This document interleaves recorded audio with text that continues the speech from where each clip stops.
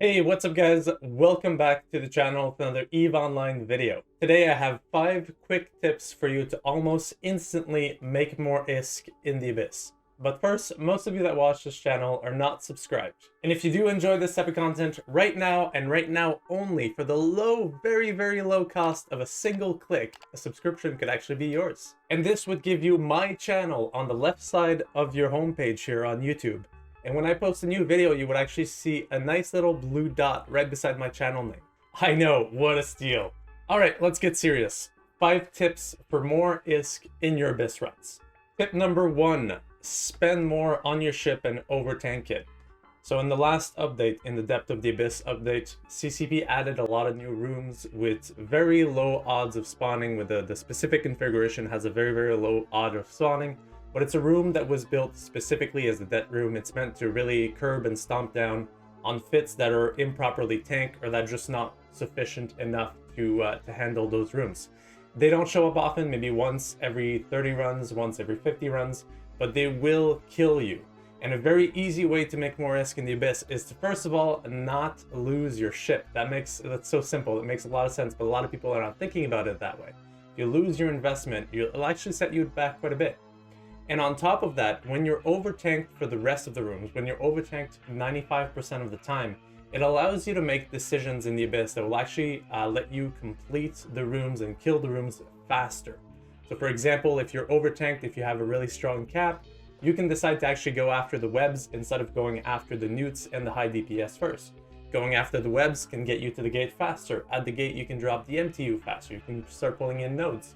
So you're clearing the room faster by allowing you to just move around and make decisions because you're overtanked on 95% of the rooms. And yes, disconnects do happen, and 1 time out of 2, CCP will pay you back your ship for the disconnect. Sometimes they won't actually admit that it was an issue on their end, so sometimes it could actually be your internet. So if you're playing on super high latency, if you have internet problems, you might want to rethink this tip. But for most people, this will pay out for you in the long run. It will be 100% worth it, and you'll end up keeping more in your pockets.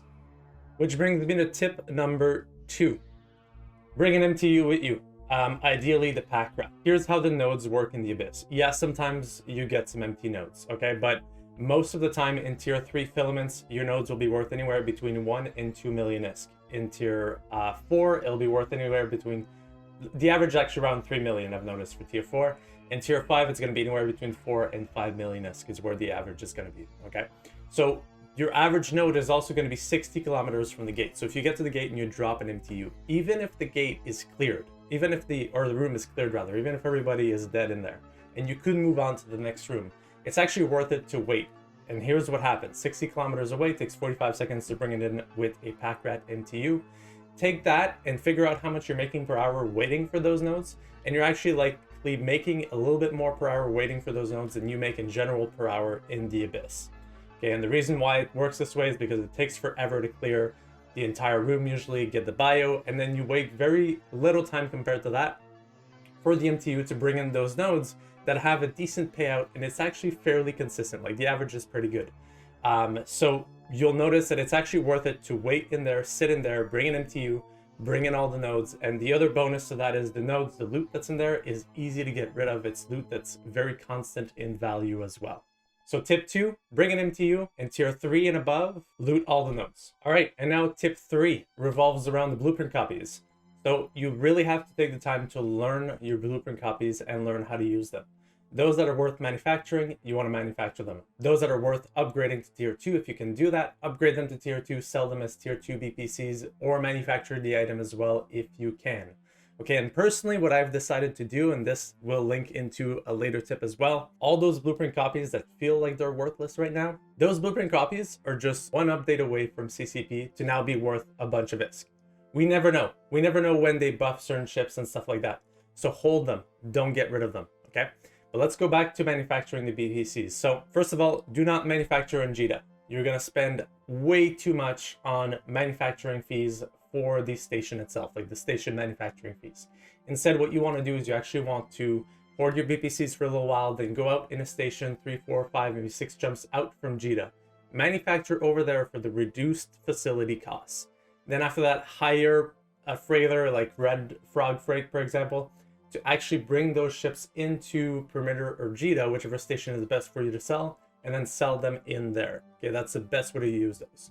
All right, so tip number 4, get better at selling. So sell at the right price and pick the right station to do it in. So for example, here, I could have sold all of this stuff for, let's see here, 808 million. And instead what I did is I took the 5-6 minutes required to figure out the best price to sell it at, and I ended up selling all of it for 954 mil. Actually, there's a few things that I took out because what I do personally is I don't have that many available market orders. So I take out stuff that is just not expensive enough to be worth using a market order, or when things are really close between the buy and sell price, it's not really worth using a market order either, just for a few, like 2 or 3% profit on the item. So I ended up selling all these other items here for about 12 million. So in total, for about 5-6 minutes of work, I made an extra 160 million ISK. And finally, the second part of tip number 4, picking the right station. If you sell your stuff in Perimeter instead of selling it in JITA, you will save 2 to 3% on the broker fees. And that does make a really big difference as well on a billion worth of loot.